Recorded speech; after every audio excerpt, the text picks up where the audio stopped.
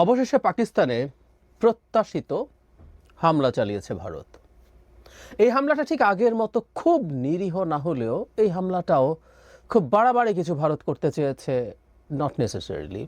আমি যখন ভিডিওটা রেকর্ড করছি তখন পর্যন্ত এই হামলায় ৮-৯ জন মানুষের মৃত্যুর কথা বলা হয়েছে, কিছু স্থাপনা ধ্বংসের কথা বলা হয়েছে।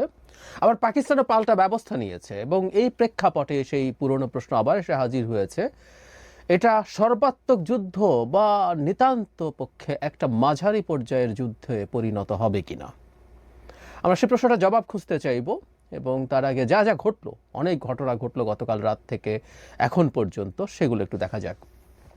প্রথম, ভারত এই যে হামলা করলো সেই হামলার সম্পর্কে নিজে কি বলেছে। ভারতের এই বক্তব্যটা খুবই খুবই গুরুত্বপূর্ণ। দিল্লি বলছে এভাবে তারা অ্যাটাক করেছে টেরোরিস্ট ইনফ্রাস্ট্রাকচার যেখানে যেখানে আছে এবং এটা প্ল্যান্ড অ্যান্ড ডিরেক্টেড। তারপর তারা বলছে actions have been focused, measured and non escalatory in nature. আমরা খেয়াল করি ভারত নিজে এটাকে নন এসকালেটরি বলছে নেচারের দিক থেকে, মানে তারা এসকালেশন, এটা খারাপের দিকে যাক তারা সেভাবে চাইছেন না।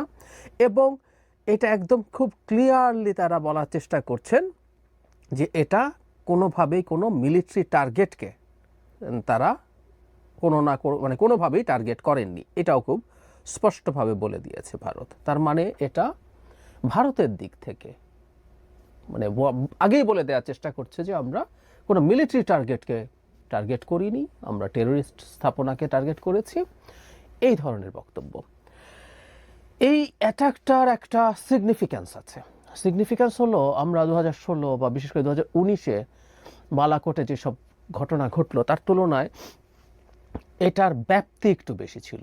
কারণ যে কয়টা স্থাপনায় শহরে হামলা করা হয়েছে, মোট 9টা জায়গায়, কিন্তু শহর 6টা। এর মধ্যে তিনটা ভারত যেটাকে পাকিস্তান অধিকৃত কাশ্মীর বলে, আবার ভারতের কাশ্মীরকে পাকিস্তান বলে ইল্লিগালি অকুপাইড কাশ্মীর। তো যাই হোক, পাকিস্তান অধিকৃত কাশ্মীর বা আজাদ কাশ্মীর যেটাকে আমরা বলি, সেটার 3টা শহর হচ্ছে ওখানে, আর 3টা কিন্তু পাঞ্জাবে। তার মানে ভারত এবার পাকিস্তানের আরও ভেতরে গিয়ে নন ডিসপিউটেড এরিয়ায় অ্যাটাক করেছে। কাশ্মীর ডিসপিউটেড এরিয়া, ভারত দাবি করে এটা সে তার, পাকিস্তান অকুপাই করে রেখেছে, সেটার একটা যুক্তি। আর যখন পাঞ্জাবে হামলা করে তার একটা ডিফারেন্ট ডাইমেনশন আছে। শুধু সেটা না, আরেকটা খুব গুরুত্বপূর্ণ বিষয় ঘটলো, সেটা হচ্ছে ভারতই বলছে এটা যে 71 সালের পর 3টা প্ল্যাটফর্ম থেকেই, নৌ, বিমান এবং স্থলভাগ থেকেই ভারত পাকিস্তানে হামলা করেছে। এখন সোফার যা যা অস্ত্র ব্যবহৃত হয়েছে আমি দেখলাম, সেটা হচ্ছে স্কাল্প মিসাইল ব্যবহার করা হয়েছে, হামার ব্যবহার করা হয়েছে এবং কিছু ক্যামেকাজে ড্রোন। আমরা ক্যামেকাজে ড্রোন নিশ্চয়ই চিনি, যে ড্রোনগুলো ওয়ারহেড থাকে, নিজেই গিয়ে শেষ পর্যন্ত টার্গেটের ওপরে পড়ে। রাশিয়া যুদ্ধের সময় আমরা এটা প্রচুর দেখেছি, রাশিয়া ল্যান্সেট নামের একটা ড্রোন ব্যবহার করে, এই ক্যামিকাজে ড্রোন ব্যবহার করে যথেষ্ট ক্ষতি সাধন করেছে ইউক্রেনের। সো এটা ব্যবহার করা হয়েছে। এর মধ্যে স্কাল্প যে মিসাইলটা, সেটা হচ্ছে ব্রিটেন আর ফ্রান্স তৈরি করেছে। ব্রিটেন এটাকে স্টর্ম শ্যাডো বলে, ফ্রান্স এটাকে স্কাল্প বলে। এটা এয়ার টু সারফেস মিসাইল, মানে এটা ক্রুজ মিসাইল। আমি গতদিন বলেছিলাম সেটা হচ্ছে এটা আসলে ছোটোখাটো একটা উড়োজাহাজের মতো। তো সেই ক্রুজ মিসাইলটা প্লেন থেকে, তার মানে এয়ার টু সারফেস, প্লেন থেকে এটাকে আসলে ডিপ্লয় করতে হয়। খুবই খুবই প্রিসিশন গাইডেড এবং হাই ভ্যালু টার্গেটের জন্য। আমি জানি না, এগুলো খুবই এক্সপেন্সিভ মিসাইল। ভারত খুব হাই ভ্যালু টার্গেট অ্যাচিভ করতে চায় না, মানে ধরুন মিলিটারি কোনো সদর দপ্তর বা কোনো সাপ্লাই ডিপো বা অ্যামুনিশন ডিপো, এরকম কিছু টার্গেট করে না, কিন্তু এই স্টর্ম শ্যাডো মানে স্কাল্প ব্যবহার করেছে। এটা একটা প্রশ্নের ব্যাপার। আমি ধারণা করি তারা রাফাল কিনেছে, এটার এফেক্টিভনেস তারা হয়তো বা পরীক্ষা করার চেষ্টা করছে, সে কারণে এটা ব্যবহার করেছে। এখন পাকিস্তানের দিক থেকে বলা হচ্ছে, আমি ডনে দেখলাম তারা 5টা ইন্ডিয়ান জেট ডাউন করেছে বলে বলছে। That's very interesting. এর মধ্যে 3টা রাফাল আছে, MiG-29 আছে, Su-30 আছে। মানে এবার ভারত অন্তত MiG-21 নিয়ে 19 সালের মতো পাকিস্তানকে অ্যাটাক করতে যায় নাই। আচ্ছা, এখন যুদ্ধে যেটা হয়, মানে যুদ্ধ সম্পর্কে একটা কথা বলাই হয়, the first casualty in a war is the truth. যুদ্ধে প্রথম মারা যায় সত্য। কোনো পক্ষই আসলে সত্য কথা বলে না, প্রত্যেক পক্ষই তার পক্ষে এক্সাজারেট করার চেষ্টা করে। এটা এক ধরনের প্রোপাগ্যান্ডা এবং এটা যুদ্ধের কৌশল হিসাবে এক ধরনের স্বীকৃতি। এটা সব ক্ষেত্রেই, মানে প্রত্যেক পক্ষ তার নিজের ক্ষয়ক্ষতি কমিয়ে বলে, অপর পক্ষের ক্ষয়ক্ষতি বাড়িয়ে বলে, এটাই নিয়ম। কিন্তু পাকিস্তান এটা বললেও রয়টার্সে আমি দেখলাম 3টা ফাইটার জেট যে ক্র্যাশ করেছে জম্মু অ্যান্ড কাশ্মীরের মধ্যে, এটা সেখানে স্বীকার করছে। মানে খুব লাইন অফ কন্ট্রোলের এই এরিয়াতে কাছাকাছি এই ঘটনা ঘটেছে। তার মানে আমরা যেহেতু জানি, মানে রাফাল আকাশে উড়েছিল, কারণ স্কাল্প মিসাইল ডিপ্লয় করার সময়, স্কাল্প মিসাইল পাকিস্তানে অ্যাটাক করার সময় রাফালকে আকাশে উঠতে হয়েছে এবং পাকিস্তান সেখানে তার ফাইটার দিয়ে অথবা তার এয়ার ডিফেন্স সিস্টেম দিয়ে সেগুলোকে টার্গেট করে থাকতে পারে।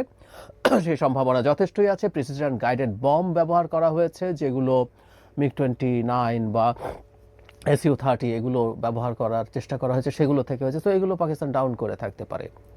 শুধু সেটা না, পাকিস্তান আরেকটা দাবি করেছে, যেটাকে আমরা খানিকটা এসকালেটরি মনে করতে পারি। সেটা হচ্ছে পাকিস্তান তারা লাইন অফ কন্ট্রোলের ওপারে ভারতীয় যে ব্রিগেড কমান্ড, সেখানে তারা হামলা করেছে বলে বলছে। যদি সেটা হয়ে থাকে, পাকিস্তান একটা মিলিটারি টার্গেট মানে অ্যাটাক করেছে, যেটা ভারত নিজে ক্লিয়ার নিজ থেকে করেছে যে সে মিলিটারি কোনো টার্গেটে কোনো হামলা করেনি। আর ভারতীয় কর্তৃপক্ষ বলছে পাকিস্তানের এই ধরনের আক্রমণ এবং পাকিস্তানের আর্টিলারি শেলে ভারতের নিয়ন্ত্রিত যে কাশ্মীর আছে, সেই কাশ্মীরে বেশ কিছু সিভিলিয়ানস মারা গেছে। এই হচ্ছে মোটামুটি এখন পর্যন্ত যা যা ঘটলো। আরও কিছু হয়তো সামনে আসতে পারে, আমরা তখন সেগুলো নিয়ে কথা বলবো। এর মধ্যে গ্লোবাল প্রতিক্রিয়া যদি বলি, মোদির বন্ধু, মোদি যাকে বন্ধু বন্ধু বলেন, সে ট্রাম্প এটাকে এন্ডোর্স করেননি, খুব অল্প কিছু কথা তিনি বলেছেন, কিন্তু এটাকে সেইম, যখন প্রথম ভারতের আক্রমণ তখনও পাকিস্তান রিটালিয়েট করেনি, তিনি এটাকে লজ্জাজনক বলেছেন। লজ্জাজনক বলেছেন যে এই দুটো দেশ অনেক দিন ধরে তাদের মধ্যে ঝামেলা করছে, তিনি আশা করেন এটা খুব দ্রুত তাদের মধ্যে বন্ধ হবে এবং মোদির পক্ষে দাঁড়াননি। এর আগেও দেখা গেছে যে আমেরিকা অন্তত ভারতকে সমর্থন করেন এবং ভারতের এই যে স্টেপ নেওয়া, এটা আসলে খুব বেশি সমর্থিত হওয়ার কথা না। যেরকম নিজের দিক থেকে ঢালাও একটা দায়ী করে কাউকে আক্রমণ করা যায়, যুদ্ধের মতো পরিস্থিতি তৈরি করা যায়, এটা আসলে সমর্থন পাওয়ার কথা না, কিন্তু ভারত এটা করেছে। কেন করেছে আমি একাধিক ভিডিও করেছি, সেখানে বলেছি যে ভারতের মতো জায়গা থেকে, ভারতের যে সরকারটা ক্ষমতায় আছে এবং 56 ইঞ্চি বুকের ছাতির যে নরেন্দ্র মোদী, তার মতো যে একজন বিরাট সাহসী বীর, তিনি যখন দায়ী করেন পাকিস্তান নিজে, পাকিস্তান সেনাপ্রধান এই ধরনের হামলার সাথে জড়িত,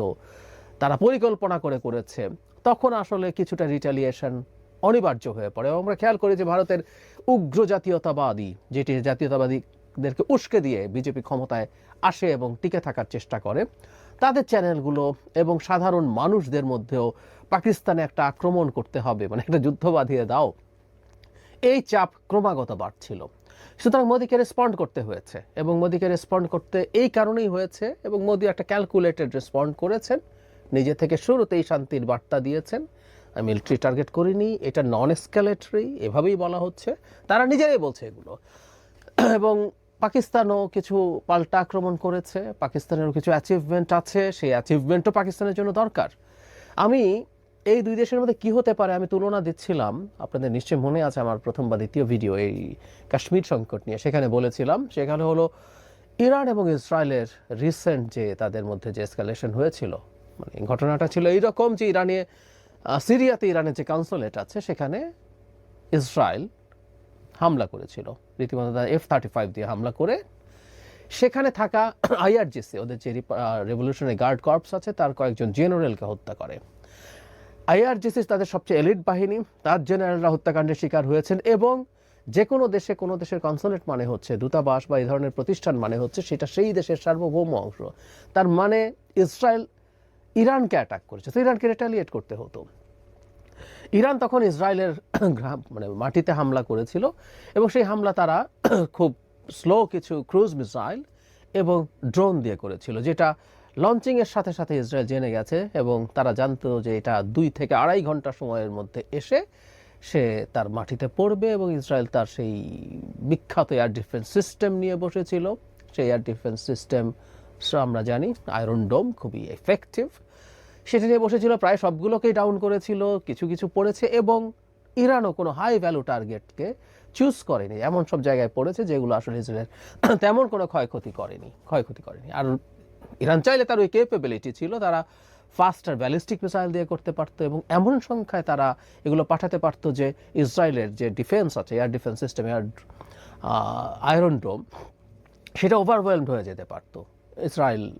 ইরান এগুলো করেনি, তার মানে ইরানের মুখ রক্ষার দরকার ছিল, কিন্তু সেই ইসরায়েলের সাথে এসকালেশনের দিকেও যায় নাই যাতে এটা আর খুব বেশি না বাড়ে। ভারতও ঠিক একই জিনিস করবে বলে বলছিলাম, পাকিস্তানও এর বেশি এটাকে বাড়াতে যাবে বলে মনে হয় না। সুতরাং সর্বাত্মক যুদ্ধের কোনো প্রশ্ন আছে বলে আমি মনে করি না, এবং একই সাথে এটা বলে রাখা জরুরি যে মাঝারি মানেরও কিছু আসলে ঘটবে না। এটা মানে পাকিস্তানের দিক থেকে আর কোনো অ্যাটাক হবে কিনা জানি না। পাকিস্তান যখন ক্লেইম করে সে 5টা লেটেস্ট ফাইটার ডাউন করেছে, এটা পাকিস্তানের এক ধরনের বিজয় হিসাবে দেখা যেতেই পারে। সে কিছু আর্টিলারি শেল নিক্ষেপ করেছে ভারত নিয়ন্ত্রিত কাশ্মীরে, ওখানে কিছু ক্যাজুয়ালিটি হয়েছে।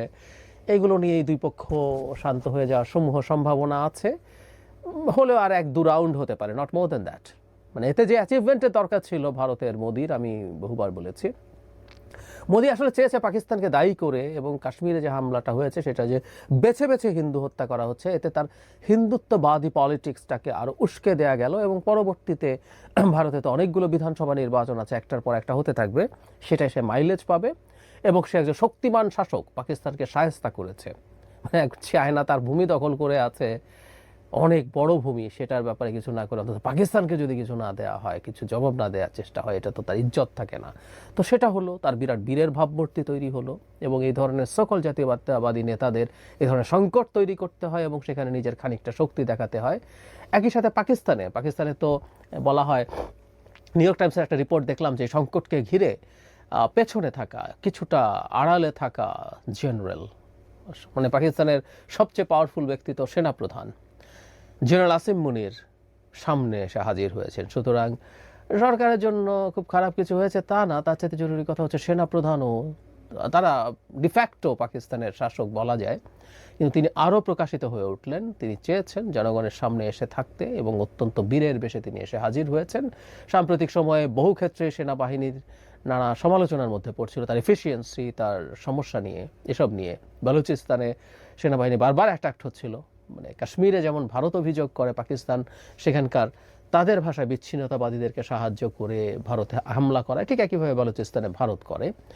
সো এসব কিছু সমস্যা সরিয়ে পাকিস্তান সরকার এবং সেনাবাহিনী প্রধানও আবার বেশ বিদ হয়ে উঠতে পারলেন এই পাল্টা আক্রমণের মাধ্যমে।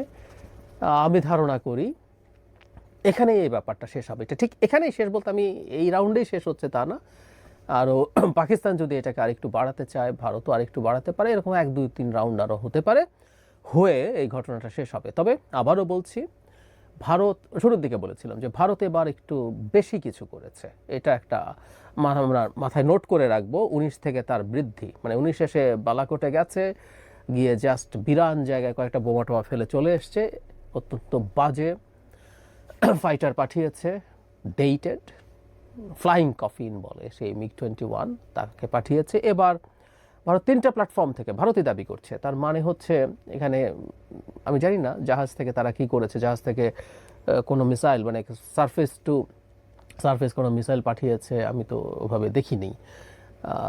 যা দেখা যাচ্ছে সবাই প্লেন থেকে পাঠানোর কথা, যাই হোক তারা দাবি করছে, জানি না ড্রোন সেখান থেকে গেছে কিনা, হোয়াট এভার ইট ইজ।